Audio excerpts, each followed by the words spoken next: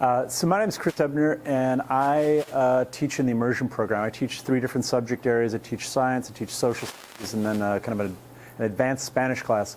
And conceptually, my students were having issues with grammar. They're used to they speak Spanish, they do Spanish, they are Spanish-speaking peoples in their own mind. And so to teach them grammar was really, it was way more difficult, you know, in the beginning years. And it still is a challenge, but the issue that we've been finding is that they just kind of don't want to do it, or they kind of don't pay attention. They just gloss over it because they know they can outweigh all of us. I'm sure you have students who are kind of like that. They just know if you just keep talking, and if time will keep going on, and they can move to the next thing. So I came up with this idea with Schoology, last year I was either going to do kind of like a hybrid flip class, or I was going to do mastery settings. And so what I ended up choosing was doing mastery settings.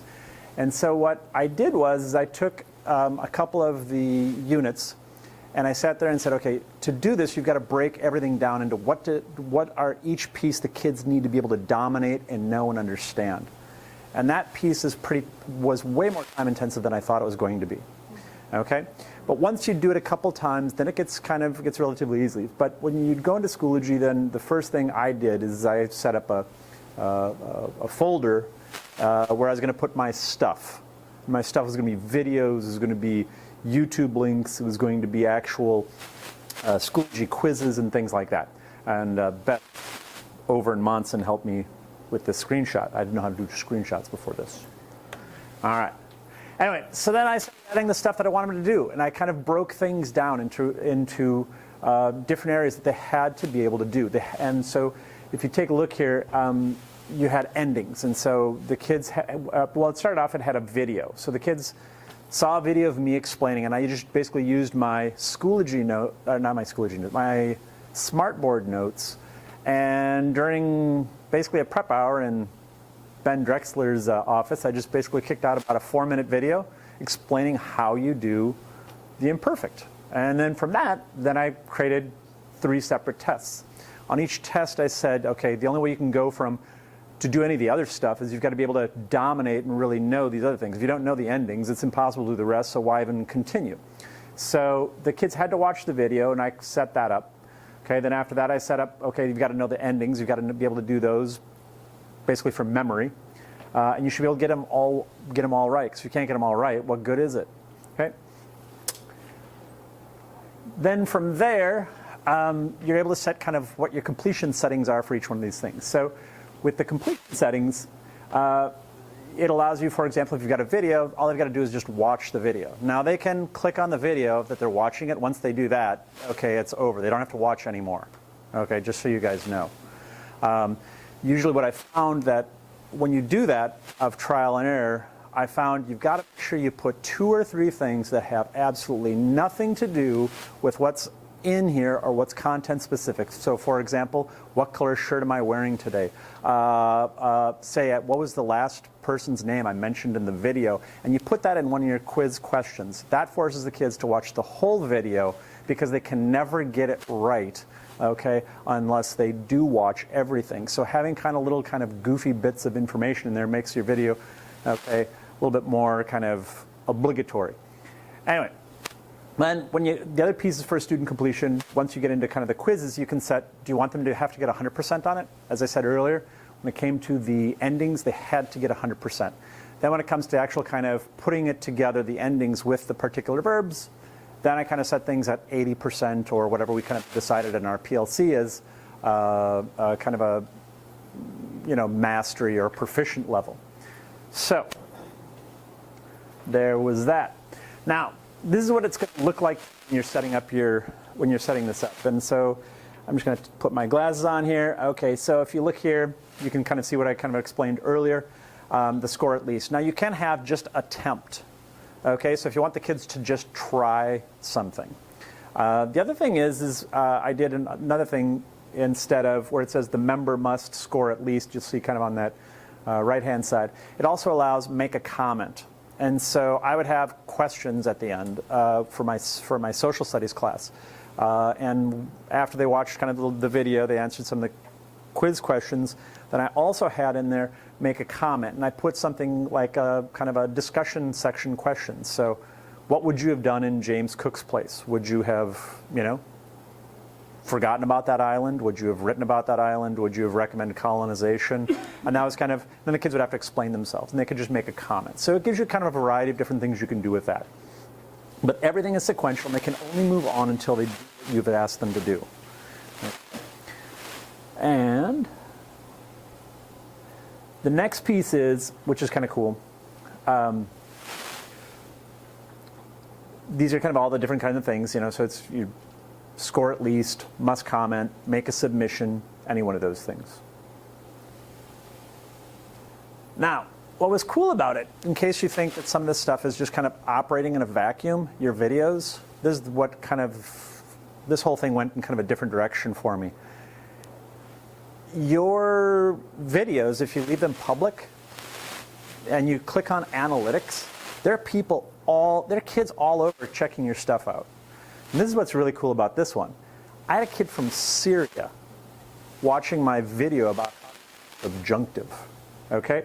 And this is a conversation that we had. Like, this kid was asking me to explain a little bit more of when you use the subjunctive, how do you do it? And we had some more dialogue that goes on, but there's just kind of the screenshot I got there. But I mean, Syria, they're like being bombed right now, okay? They've got all sorts of bad things going on. Some kid from Syria is checking my stuff out. Now, my two most popular countries are places for watching my videos, Alaska and Mexico. Go figure. Some kids in Alaska are digging my videos. They're not digging that much because I think my average watch time of a 6-minute video is 2 minutes. So that's kind of lame, but who cares? People from Mexico and Alaska are digging my videos. Okay? So anyway, so basically, I think it's kind of so cool. And you can, when you click on analytics, you'll see stuff like this. And it'll show you where it comes from. And it'll show you who's doing it. Did they find it just because they were doing a search? What was going on? So what started off for me was just working as mastery. Okay, then became kind of, YouTube video exploration of making my own. And so where I'm going to go with it now is what I discovered when I did, just let me go backwards here.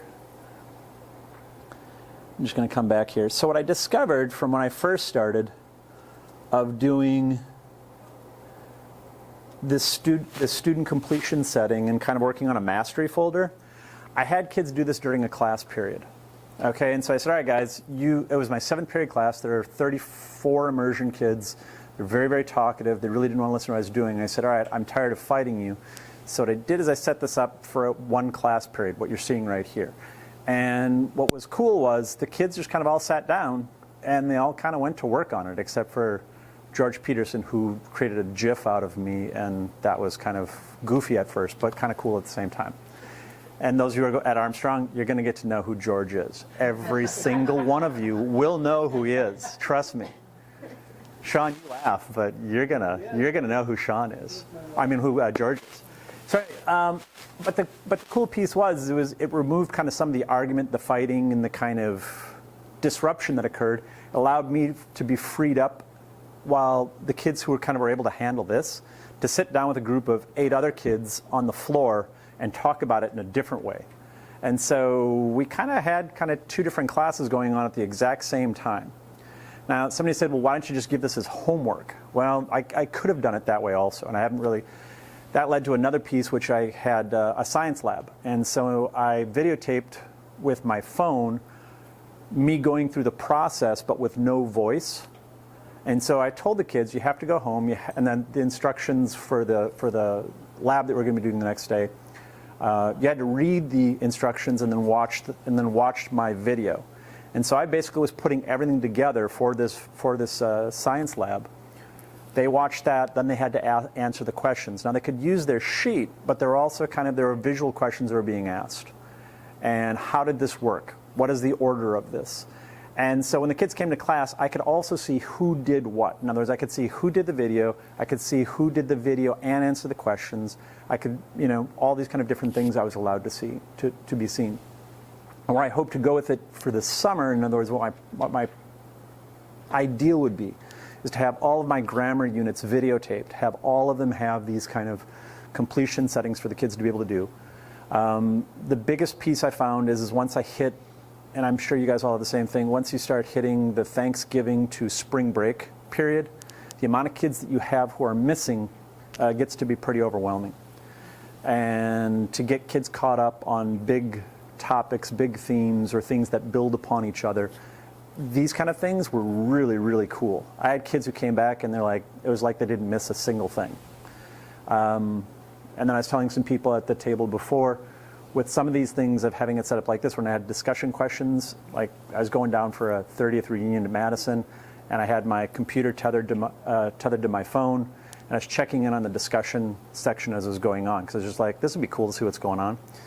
And so I kind of typed in a couple of responses to the kids' discussions, and like, oh my God, Ebner, where are you at? And I'm like, oh, my kid is sick, just throwing up all over the place. It's horrible. I'm in the doctor's office, when I was probably near Tomah, Wisconsin, so if you're familiar with that. Anyway, but it was pretty cool. And so the next piece is I'm hoping that by having these kind of things set up, it'll free up some time in my Spanish language class and hopefully in my science class to allow me to do more kind of hands-on experiences in the science classroom. So that's that. Any questions? Nope? Better.